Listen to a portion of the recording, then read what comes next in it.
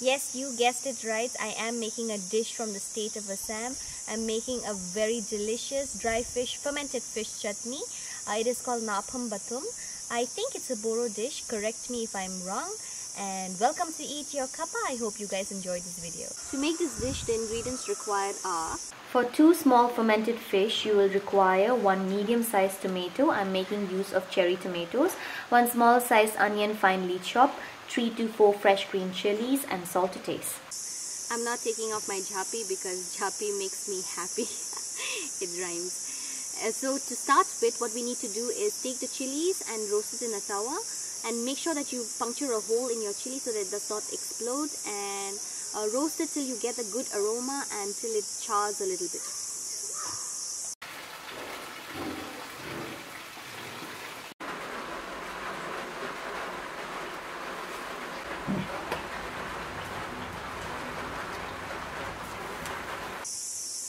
Our chilies look roasted and they smell absolutely delicious. Now let's take it off the flame and roast the fermented fish.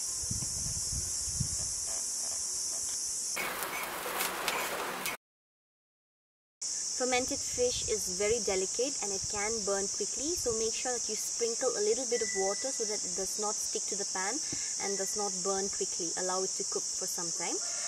It is different from dry fish. Dry fish is a lot harder than fermented fish.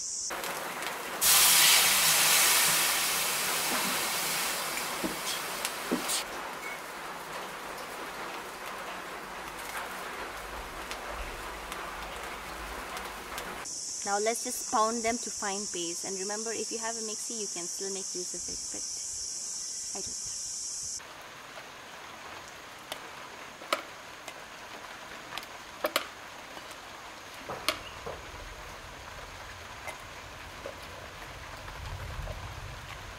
We're not going to cook the tomatoes, we're not going to roast them, we're not going to do anything to the tomatoes, we're going to use them raw.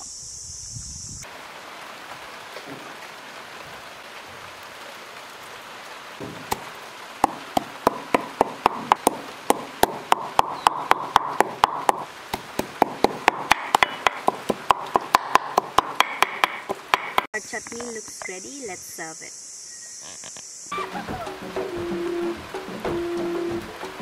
Thank you so much for watching. I hope you guys have enjoyed this video, and I'll see you in the next episode with more amazing recipes from the Northeast. Don't forget to subscribe, like and share, and spread the love.